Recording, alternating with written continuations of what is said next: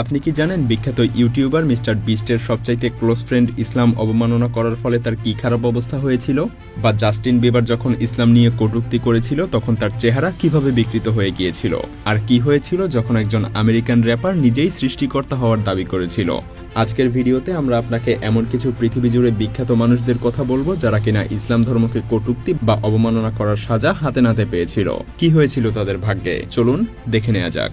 Chris Tyson. আপনি যদি mister বিস্টের video দেখে থাকেন তাহলে এই ব্যক্তিকে অবশ্যই দেখে থাকবেন। এর নাম হলো ক্রিস, যে কিনা মিস্টার বিস্টের বেস্ট ফ্রেন্ড ছিল।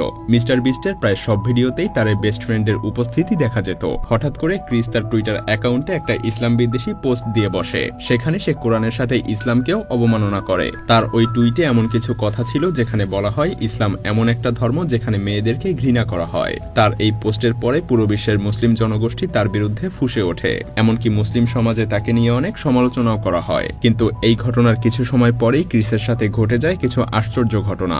যদিও অনেকে মনে করে ইসলামকে হেয় করার পরিণামেই তার এই হাল। ক্রিস একজন বিবাহিত পুরুষ যার একটা ছোট বাচ্চাও ছিল, যার নাম টাকার। তো ক্রিস প্রথমে তার স্ত্রীকে তালাক দিয়ে দেয়। এরপর সে তার বাড়িটা বিক্রি করে দেয়। এরপর তাকে যতবার মিস্টার বিস্টের ভিডিওতে দেখা গিয়েছে ততবারই তিনি মেয়েদের মতো আচরণ করতেন। এমনকি সে এক পর্যায়ে গিয়ে তার চুলও বড় করে ফেলে। এভাবে আরো কিছু সময় যাওয়ার পরে ক্রিস তার হরমোন রিপ্লেসমেন্ট সার্জারিও করিয়ে ফেলে, যার ফলে সে ছেলে থেকে একটা মেয়েতে রূপান্তরিত হয়ে যায়। শোনা যায় মেয়েতে রূপান্তরিত হওয়ার পর ক্রিসের বিশাল ফ্যান বেজের কাছে সে এখন কেবলই ঘৃণার একজন পাত্র। এমনকি মিস্টার বিস্টও তাকে আস্তে আস্তে তার ভিডিওতে আনা বন্ধ করে দিয়েছে। অনেকেই বলে থাকেন ইসলামকে অবমাননা করার কারণেই ক্রিস টাইসনের আজ এই পরিণতি, আর এর জন্য সে নিজেই দায়ী।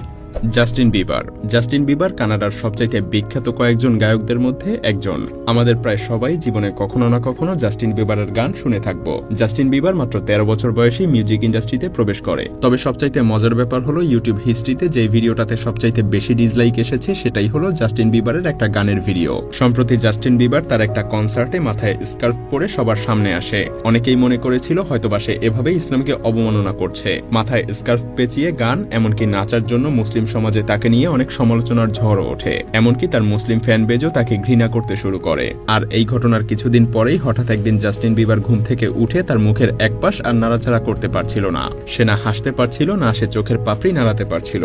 মূলত একটা ভাইরাস তার ফেসিয়াল নার্ভের উপরে অ্যাটাক করে, যে কারণে তার মুখের একটা পাশ পুরোপুরি প্যারালাইজড হয়ে যায়। আর এই সময় তার বয়স ছিল মাত্র 28। অনেকেই মনে করে থাকেন ইসলামকে নিয়ে মজা করার জন্যই তার এই সাজা হয়েছে। এমওসি। এই ভিডিওতে যাকে দেখতে পাচ্ছেন তার নাম এমওসি। তিনি ছোটবেলা থেকেই ইউটিউবে ভিডিও বানাতেন। এই ইউটিউবারের জন্মস্থান সিঙ্গাপুর। কিন্তু সময়ের সাথে সাথে এমওসি ফেম পাওয়ার জন্য অদ্ভুত কর্মকাণ্ড করা শুরু করে, যার মধ্যে ইসলাম বিদ্বেষী আচরণ সবচাইতে বেশি উল্লেখযোগ্য।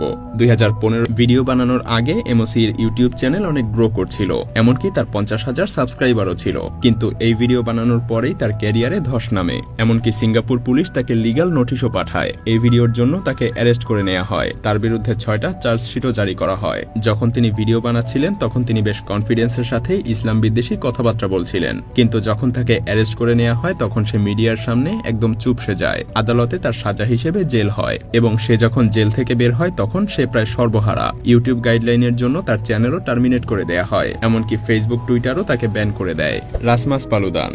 এই ব্যক্তির বাসা ডেনমার্কে। পেশায় যদিও রাজনীতিবিদ, কিন্তু রাজনীতিতে খুব একটা সুবিধা করতে না পারায় সে অন্য পথ বেছে নেয়। আর সেটা হলো মুসলমানদের সাথে শত্রুতা। ইসলামের প্রতি নিজের ঘৃণা আর মুসলমানদেরকে নিজের বিরুদ্ধে খেপিয়ে দিতে সে কোরআন পোড়ানো শুরু করে। তার চাওয়া ছিল ডেনমার্ক আর সুইডেন থেকে যেন ইসলাম একেবারে শেষ হয়ে যায়। 14 এপ্রিল 2022 সালে সুইডেনে সে প্রকাশ্যে কোরআন পোড়ায়। এটা দেখে সুইডেনে থাকা মুসলমানরা আন্দোলনে নেমে পড়ে। তারা রাস্তায় রাস্তায় মিছিল করতে শুরু করে। পুরো সুইডেন যেন যুদ্ধক্ষেত্রে পরিণত হয়। সবশেষে পুলিশ আর কোনো উপায় না দেখে রাসমাসকে রেসিস্ট হওয়ার জন্য গ্রেফতার করে। সুইডেনের অন্যান্য লোকেরাও তাকে অপছন্দ করতে শুরু করে। তাকে সুইডেন থেকে বের করে দেয়া হয়। সে ফ্রান্সে চলে যায়, কিন্তু ফ্রান্স থেকেও তাকে বের করে দেয়া হয় সে আবারও দাঙ্গা বাঁধাবে এই ভয়ে। তবে সে এখনো ইসলামের বিরুদ্ধে বলার জন্য মাঝে মধ্যেই পাবলিক প্লেসে দাঁড়িয়ে যায়, কিন্তু সে তার ইসলাম বিদ্বেষী কথাগুলো শোনানোর জন্য এখন আর খুব একটা শ্রোতা খুঁজে পায় না। XXXTentacion. XXXTentacion একজন বিখ্যাত আমেরিকান র্যাপার। তিনি এতটাই পপুলার র্যাপার যে তার ইউটিউব চ্যানেলে প্রায় 39 মিলিয়ন সাবস্ক্রাইবার রয়েছে, আর তার কিছু কিছু গানের ভিডিওতে তো বিলিয়নের উপরে ভিউ রয়েছে। কিন্তু 2017 সালে একটা ইন্টারভিউতে এই র্যাপার অনেক বড় একটা কথা বলে ফেলে। সে বলে 1 বছর পর লোকজন তার ইবাদত করা শুরু করবে, মানে সে নিজেকে সৃষ্টিকর্তার জায়গায় তুলনা করে। কিছু কিছু লোকের মতে এই র্যাপার তার আত্মাকে শয়তানের কাছে বিক্রি করে দিয়েছিল, যাতে সে খুব দ্রুত অনেক বেশি খ্যাতি অর্জন করতে পারে। সে তার এই ইন্টারভিউ দেয় 2017 সালের মাঝামাঝি সময়ে। ঠিক 1 বছর পরেই এই র্যাপারের মৃত্যু হয়, আর এই মৃত্যুর পুরো ঘটনা একটা সিসিটিভি ক্যামেরায় ধরা পড়ে। সিসি ক্যামেরায় দেখা যায় 2 জন অজ্ঞাত ব্যক্তি তার গাড়ি দাঁড় করিয়ে বন্দুক হাতে তার কাছে আসে। হাতাহাতির এক পর্যায়ে তারা তাকে মেরে ফেলে। রহস্যের ব্যাপার হলো তার মৃত্যু সেই ইন্টারভিউয়ের ঠিক 1 বছর পরে হয়, আর মৃত্যুর পরেই তার ইউটিউব চ্যানেলে একটা মিউজিক ভিডিও আপলোড হয়, যেখানে দেখা যায় সে তার নিজের ফিউনারেলে অ্যাটেন্ড করছে। এখন প্রশ্ন হলো, এমন মিউজিক ভিডিও সে কখন আর কেন বানিয়েছিল?